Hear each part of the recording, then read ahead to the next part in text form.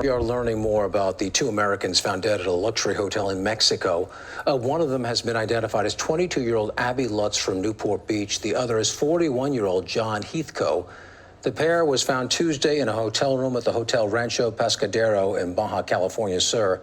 Police say they'd been dead close to 10 hours and there were no signs of violence on their bodies. They believe the cause of death was intoxication of some kind. The investigation into the exact cause does continue. If you follow our Instagram page, you may recall about 3 weeks ago, we shared a picture from the Pescadero Fire Department where we said that we just did a video with them and we would be sharing it in the future. Well, it was supposed to air this Sunday. And in that video, I talked about the fact that they're not just here to represent the community and to respond to locals. They also aid and assist foreigners like myself that pass through the area or that live here. Well, the clip that you just watched from ABC News, that incident happened about 4 days ago. And what you don't hear in the news back in the States is that two firefighters from that same department went to the hospital for life-threatening injuries and were subsequently released. Now, let me first say our condolences to the families of those two individuals who lost their lives in the hotel. As the video would also show, is that the firefighters, who are all volunteers, generally don't get discussed. And they're also putting their lives on the line. So this video is just to showcase the fire department, to show that they're an all volunteer unit and that they could also use some assistance in order to help out and to respond to these emergencies like we just showed in the video when they happen. So let's check out the video. This was just empty. So we found them some cots and sleeping bags.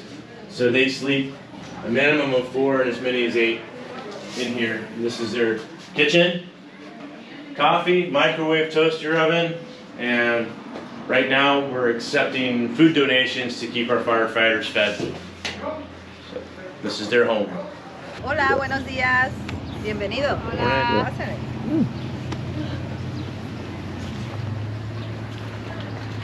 Todo es dormitorio. Cuidado. Buenos días, pásenle. Okay. Hola. Hola. Buenos días. Es Grisel y Kevin se están preparando para ir a su guardia. En esta cocina, como ustedes ven, la mesa es muy grande. Hemos tenido la fortuna de recibir a muchos jóvenes como voluntarios y pues ahora sí que adoptados en su humilde casa. Griselda is telling us that we have this large table in the kitchen here because we're fortunate enough to have a lot of young volunteers that become bomberos, and that Griselda adopts into the bomberos and feeds them here at this table. We are interviewing the Pescadero Fire Department, and the first person you heard speak, she's the chief. She's the first female fire Pero sí chief. lo fui. Y la única, ¿no? And the first and only female fire chief of Mexico. En esta cocina muchos jóvenes han participado con nosotros y pues yo he sido como su mamá a lo largo de estos 15, 16 años. He recibido muchos jóvenes que se han quedado a vivir aquí en mi casa y todos son como mis hijos. So she's saying that over the last 15 years, 16 years since she's been doing this, many young people have passed through this kitchen and she's adopted them as her own children. So they come in here and she feeds them and helps them grow and become the amazing people that they are, the volunteers that they are. And what is the history of the Pescadero Fire Department? How did it come about to be? ¿Qué es la historia de los bomberos? ¿Cómo empecé? Bueno, ¿cómo empezó? Primero que nada, pues yo soy de La Paz. Llegué a vivir aquí a Pescadero en el 2002 y pues en el 2002 pues yo llegué a esta comunidad con 3 hijos, divorciada, y pues había que empezar a trabajar. Y un día en la playa tuve la gran fortuna de uno de esos momentos que uno tiene de tristeza, de nostalgia, de desesperación. Normal, como cualquier ser humano, me fui a caminar a la playa. Y de ahí nació, primero que nada, el primer proyecto, que es la conservación de la tortuga marina. Porque esa noche una tortuga marina estuvo conmigo cuando yo lloré. Me tocó ver cómo desovaba. Y pues eso fue la magia que yo pedí al universo, algo que me ayudara para poder seguir. Y pues fue las tortugas marinas lo que despertaron en mí el poder hacer algo y prestar algo de servicio para nuestro planeta y para nuestro mundo. Posteriormente de ahí empezamos en el 2004 a hacer el proyecto de conservación de tortuga marina, y en el 2006 nosotros caminábamos por la playa en una cuatrimoto recolectando los huevos y liberando tortuguitas, y como nosotros teníamos conocimiento de primeros auxilios, porque yo a la edad de 18 años estudié mi primer curso de primeros auxilios en La Paz, ayudábamos a la gente que lo necesitaba. Y la comunidad pues no tenía ambulancia en ese tiempo. Entonces, pues con los compañeros que formábamos el grupo tortuguero, platicando con mi familia, que es la que me ha apoyado mucho en estos proyectos, nació el formar la agrupación Patrulla 64, Preservación y Rescate. In short, she came here from La Paz and with 3 children, divorced, coming here to work, and like I said, I'm not going to tell it as beautifully as she just did, but walking on the beach with tears, a turtle came and she rescued the turtle, and so that began the journey of starting the turtle rescue that Griselda is also the head of.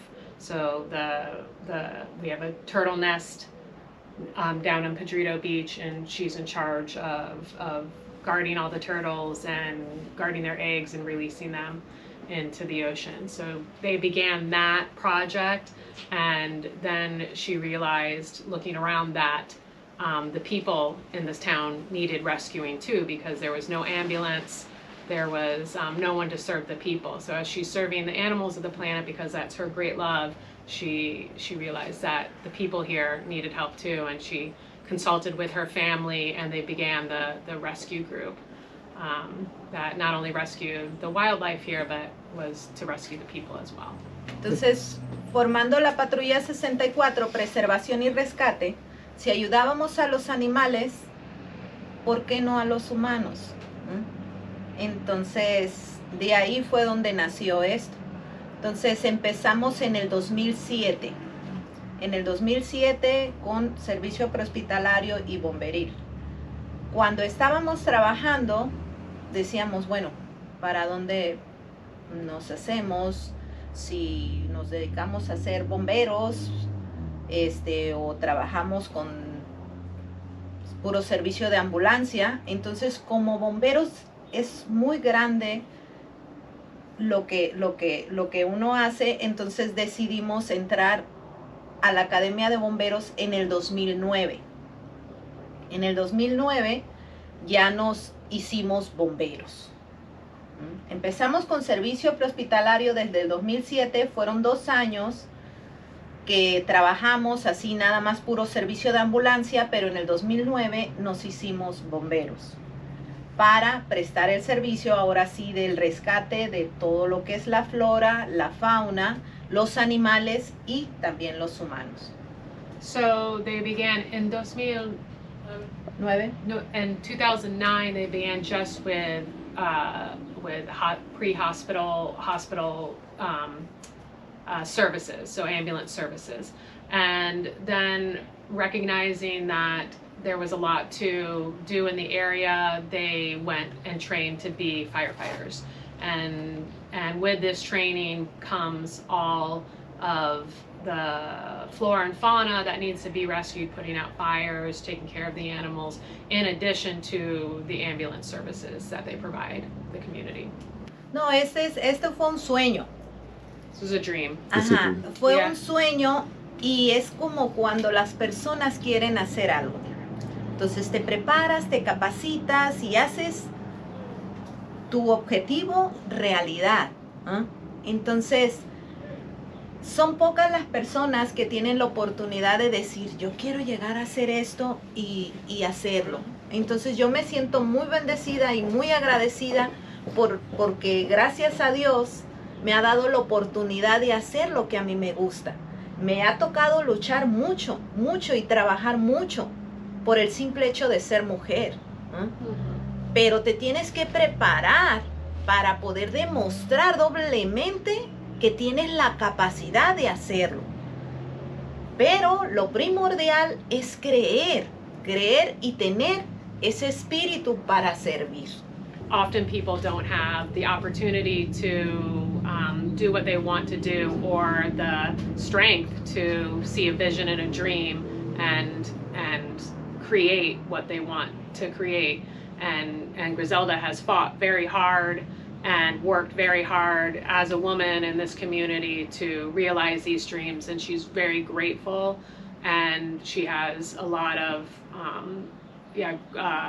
gratefulness to be able to pursue these dreams. She feels very fortunate to be able to pursue these dreams and help the community. This is Griselda's house, and but it's also the fire department. So for many years, this is where the young men and women who she's adopted into this program have been sleeping, eating. She brings them under her wing. Some don't have other families to go back to, so she becomes not only their chief, but their mother too. And this is where they sleep, bathe, eat, and where they get ready for the fires and emergencies they have to attend to. Bueno, esta es una de las bodegas donde nosotros tenemos parte del equipo. De aquí los muchachos, pues si tienen que salir a hacer su trabajo, pues aquí agarran su equipo y se van a hacer su guardia. Afortunadamente, actualmente nos prestaron un lugar para poder tener nuestras unidades, porque nuestras unidades las teníamos aquí en la carretera. Como tú te das cuenta, mi casa no es muy grande, pero pues nosotros ya se hizo un proyecto de vida, Cuando tú decides hacer algo, lo sientes, no hay problema, tú puedes hacerlo, aunque tu lugar sea pequeño. Entonces nosotros ya tenemos más de 15 años trabajando y viviendo aquí, pero la comunidad está creciendo, ¿no? Los jóvenes están siendo más, entonces ya no es suficiente. Nosotros necesitamos un lugar para tener nuestra propia estación, porque ya esto no es suficiente. Ahorita que vayas para allá te vas a dar cuenta, tenemos actualmente 3 meses que nos prestaron un lugar para poder tener nuestras unidades, en las cuales los muchachos agarran su equipo aquí y posteriormente se van allá. Pero necesitamos un lugar para ya tener todo nuestro equipo establecido en un solo lugar. Yo todo lo que hago lo hago por ellos, porque yo de alguna manera va a llegar el momento que me voy a ir, pero mi sueño es de que esto no desaparezca, que esto siga. La comunidad lo necesita mucho, está creciendo, está en desarrollo, y me preocupa el que este tipo de proyectos no tenga lo necesario. Que si tú te das cuenta, en la actualidad ahorita por todos los lados están creciendo mucho, entonces ya necesitamos un camión más grande, ya necesitamos nuestra propia base de bomberos, y pues mucho equipo también. ¿Por qué? Porque hay las ganas de trabajar, hay las ganas y el espíritu de servicio, que es lo más importante para mí, sembrar en los jóvenes. Que los jóvenes sean unos buenos seres humanos, con principios, con moral, con educación, y que desde cualquier lugar del mundo donde estén, ellos puedan ayudar y hacer algo. Entonces, son tradiciones que tenemos nosotros, no los bomberos, somos como una gran familia. Yo soy como su mamá. Cuando hay que regañarlos, los regaño. Cuando hay que felicitarlos, los felicito. Pero pues es parte de mi trabajo, formarlos como unos buenos bomberos, pero principalmente como unos buenos seres humanos. This is where it's all taken place in the last 15 years, and we're growing as a community. The community is growing rapidly, and we go on 3 to 5 calls or more a day. So they're constantly going. So the need for better equipment, for a place to store all equipment is very dire and great. And I think I caught the end of it that she was saying that one of the most important things to her is training these young people to be of service to the community and to be good humans. This is the DIF, which is owned by the government. It's like family services, or like WIC services, equivalent to in the United States. So they've loaned this land right now because we've been asked to leave other properties that we were parking on. And so they loaned us this property to park all of our equipment. Pues esta es parte de los compañeros, faltan algunos porque pues unos tenían consulta, otros pues tenían que trabajar, porque pues este trabajo es voluntario y pues también tienen que vivir y trabajar. Entonces los jóvenes que participan, algunos trabajan y otros estudian. Entonces la acompaña también Nelly. También ella es compañera de nosotros. Yo quiero decirlo adelante de ellos también, de que nosotros tenemos, ¿cuánto? ¿3 años? Casi 4, llegando a 5. 4 años que afortunadamente formamos nuestro propio patronato para empezar a trabajar, y pues ahora sí que ellos son como unos ángeles para nosotros, porque han podido... Ellos son los ángeles. Han podido ayudarnos a realizar más nuestros sueños, que es de tener mejor equipo, de estar mejor preparados y pues de que nuestro departamento crezca. Entonces son 4 años que ya estamos más tranquilos, pero pues seguimos necesitando muchas cosas, y pues ahora sí, si te gustaría platicar con alguno de ellos, para que conozcan más o menos parte de su historia, hace cuánto entraron, y pues Capitán Fernando, si quieren, chicos, más o menos pasen por donde empezamos, si estudian, si trabajan. Empezamos, si quieres, de acá. Andrés. Mi nombre es Andrés, soy bombero voluntario, tengo 15 años, estudio en la preparatoria de La Palapa. Mi nombre es Francisco, tengo 23 años, vengo empezando y aquí sigo. Mi nombre es Kevin, tengo 18 años y estoy en la academia. Mi nombre es Giselle Valencia, tengo 28 años, soy parte de las fundadoras del heroico cuerpo de bomberos de aquí en Pescadero y soy encargada de una farmacia. Hola, mi nombre es Alfonso, tengo 54 años y me gusta estar aquí. Bueno, mi nombre es Julián Avilés, estoy como teniente del departamento de bomberos, 31 años, a sus órdenes. Mi nombre es Francisco, soy bombero voluntario, soy de los que iniciamos este proyecto que se le llamamos, y aquí continuamos todavía con muchas ganas de seguir adelante. Bueno, mi nombre es Manuel Núñez, soy voluntario aquí del grupo de bomberos, acabo de entrar aquí como voluntario y tengo 50 años. Hola, ¿qué tal? Mi nombre es Fernando, tengo 17 años de voluntario, actualmente soy capitán de bomberos voluntarios de Pescadero. My name's Scott, I'm a volunteer here as well. I've been helping these guys out for the past 5 years. My name's Nellie. I met Griselda many years ago when I lived here, and when I moved back, I realized the department needed some help with the community, and I want them to succeed. So it's been a blessing to have them and be able to be part of the community and help with the department. I'm Hillary. I'm part of the Patronato, which is the board of the fire department, along with Nellie, and we have a couple other members, but Nellie and I have been working with Griselda for the past 4 years to help realize their dreams, and it's been an honor for both of us to work with this amazing team because they truly are the heroes of this community. Hola, mi nombre es Andrés y voy a explicarles el equipo médico, el cual viene a bordo de este viaje. Tenemos equipo para trauma, equipo para curaciones, tenemos para oxígeno, bastante equipo. Este es un ambú, mira. Tenemos puntas nasales, diferentes cosas. Tenemos vendas, venoclisis y bastante equipo para trauma. También tenemos, ¿lo pueden ver? Okay. Tenemos este monitor, es un monitor para signos vitales, el cual cuenta con el DEA y todo, para iniciar RCP y apoyo cardíaco. Tenemos también el maletín de trauma, ¿lo pueden ver? Cuenta con bastante equipo, soluciones, esteto, manómetro y todo. ¿Lo pueden ver?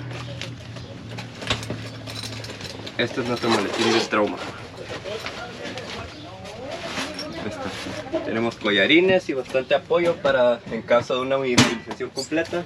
Vamos a apoyar. Más equipo de movilización. Nuestro equipo de IV para canalizar.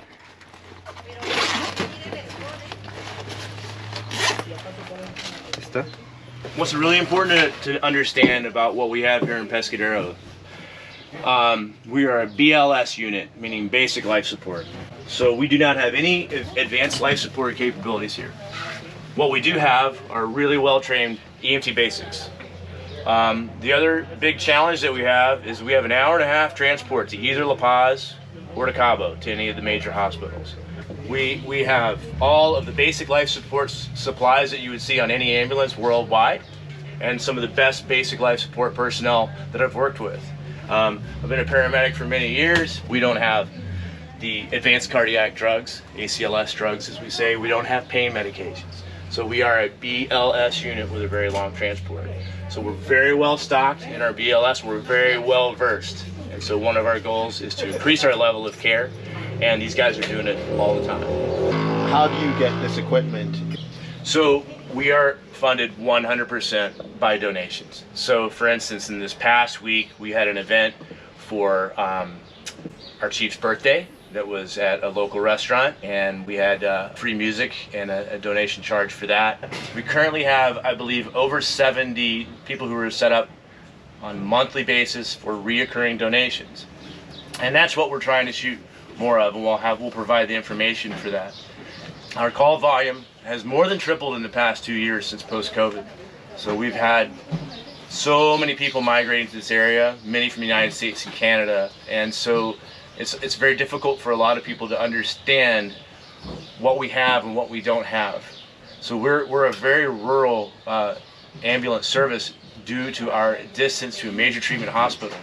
The local clinics that we have in Todos Santos and in Pescadero are really only for very minor emergency needs. Anything that's serious, like a broken bone, and anything further than that has to be transported to a major hospital.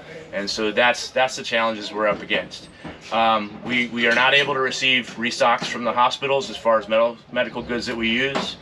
We have 3 different people that have been somewhat regular in importing and bringing materials down.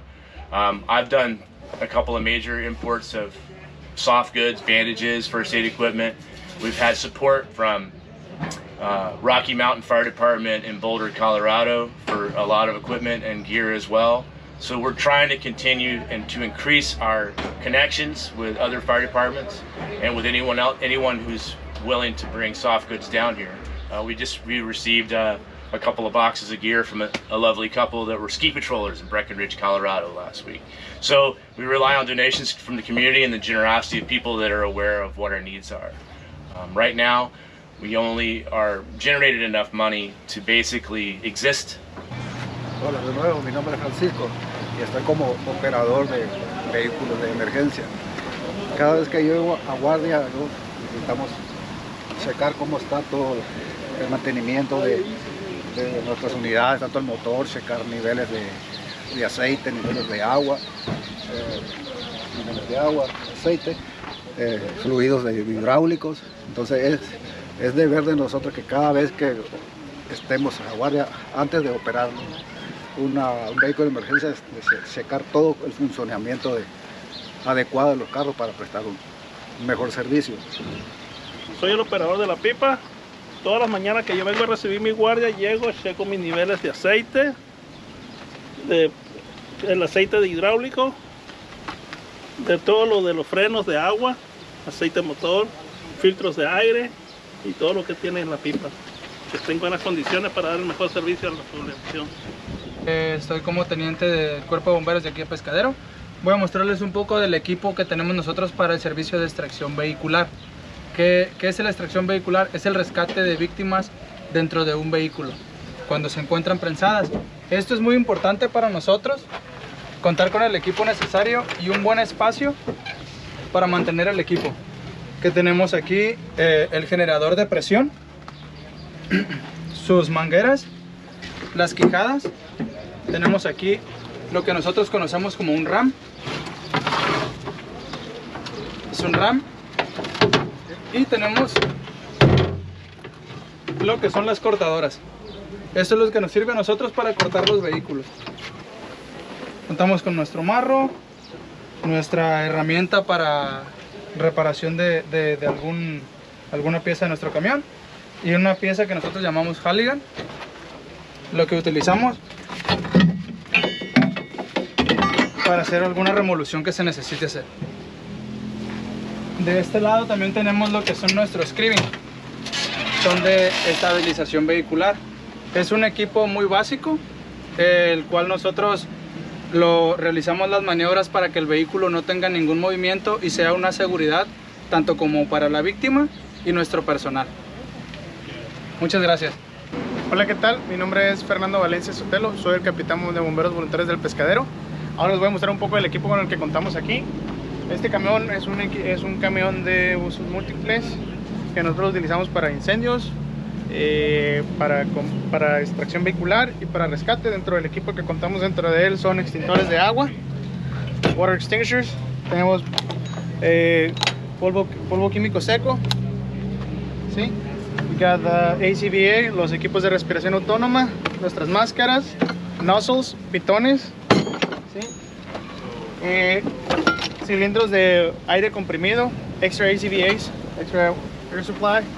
Tenemos nuestras máscaras para combate a incendios de basuras y forestales. ¿Sí? Nuestro equipo de rappel, rescue climbing equipment. ¿Sí? Y a este lado tenemos lo que es manguera adicional para nuestra suplementaria o extra hose de la pipa al camión. Actualmente cubrimos cerca de 1100 servicios por año. Actually, right now we are been covering more than 1,000 calls per year, and most of them are like medicals and fire calls. This pickup was part of the pay that he received for working in Canada, and he donated the truck to the fire department. Oh. So it costs a lot to be a volunteer. That's awesome. So he needs to get credit for that amazing donation.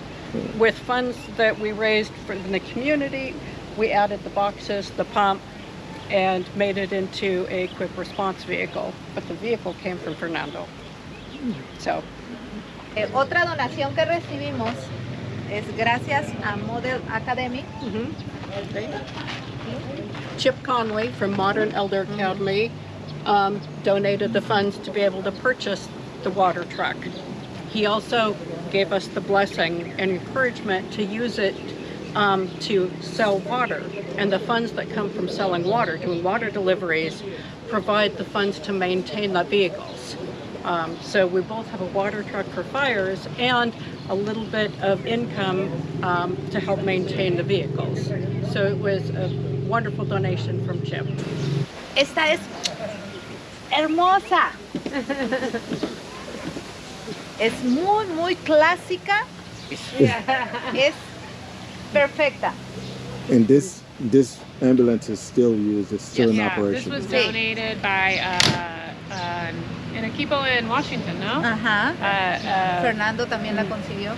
A very with relations with other departments of the United States, friends, you know, they've made friends with other firefighters, and they were offered this as a donation, and it cost us to get it here, but I think we had to pay $1 for it.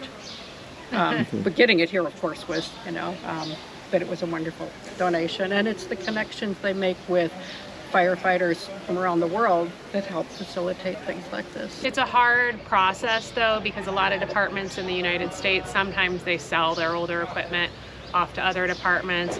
We are starting to find departments that are able to give us equipment like this, but then it does cost money and fuel to bring it down the peninsula. And I think a really important thing to mention, I don't think we've mentioned yet, is that this organization is 100% privately funded, meaning all the money that goes to running this department comes from donations. And so and it costs us a lot to run this department. We go on 3 to 5 calls a day, and each call costs us about $200 in fuel and maintenance and staffing in terms of feeding and just all of the other medical supplies. So we get about half of those funds we need, that we need to run the department through donations. The other half comes out of our pockets and through in-kind donations. So supplies that are used during a call, medical supplies that are used during a call, those aren't replenished like through the hospitals like they normally would be in the United States. We have to replenish those supplies. So either it's that replenishment for those supplies comes out of our own pockets, or through private donations, and mostly through in-kind donations. We work with an organization called Not Just Tourists, and you can be a tourist in the United States, call us and say, hey, we want to help, we want to bring stuff down. You call Not Just Tourists, they send you a suitcase filled with medical supplies, and you can bring it down with you. So we get a lot of supplies like that. We get a lot of supplies from departments. We just had a big shipment of supplies from a firefighter in San Diego who this is what he does. He has a warehouse filled of a lot of expired supplies that we'll still use here that departments in the United States won't use. And we worked with Mexpat Movers, a shipping agency out of San Diego that specializes in shipments to the Baja Peninsula, and they shipped it to us for free. Bueno, es muy importante también que nosotros nos preocupa que ya necesitamos un camión más grande. Este camión, como ustedes lo vieron, es multifuncional y nosotros lo hicimos con nuestras propias manos, ¿no? Lo adaptamos a nuestras necesidades, pero la comunidad está creciendo ya y necesitamos un camión más grande porque han sido más los incendios de casa a habitación. Entonces, sin la pipa, el camión no es suficiente. Entonces, necesitamos un camión más grande para poder prestar el servicio a nuestra comunidad que está creciendo. One of the most important things that we've just started doing are in-home inspections. Older homes and newer homes, we're providing an inspection to check the gas, to check the electric, to suggest where smoke detectors, CO detectors, gas detectors could be placed, to see that people have first aid kits and extinguishers. We also do classes here at the department for hotels and restaurants and commercial outfits that need their certification for the state to be certified to operate under the state regulations for safety, which includes, again, some of those similar things of extinguishers in the proper places, smoke detectors in the proper places, in some cases fire protection in certain places, and evacuation routes. So they do certification courses for those types of businesses as well. We're going to be stay tuned, we're going to have a video for an upcoming home inspection and show what we go through, things that you can look for at your own home, and I'll probably do it on my home or one of our local patrons' homes. Today was a really quick trip into the fire department and to what they do. And for most foreigners that move to a place like this, a small town, we all go for that small town feeling. But what we don't realize is some of the details that's in the background. It's these people, it's the volunteers, it's the heroes that are going to be out there to save you. It's the heroes that are going to come out there whenever they get the call in order to respond to our emergencies. And we have so many people that are moving here, so many people that are building here. In the year that I've been here, we've been here as a family, I've seen this place grow immensely. So I can only imagine what they're seeing. The caveat to that is the equipment, the personnel, their budget, none of that has increased to match the amount of people that are moving here. So I want to say to the chief, I want to say to the fire department, thank you for taking the time out for welcoming me into your home. Show some support to them. They're all volunteers. They're doing their hardest to save everyone that's coming through this area. Chief, thank you so much. Ayúdanos a ayudar. Ayúdanos a ayudar. Gracias. Don't forget to like and subscribe and comment down below.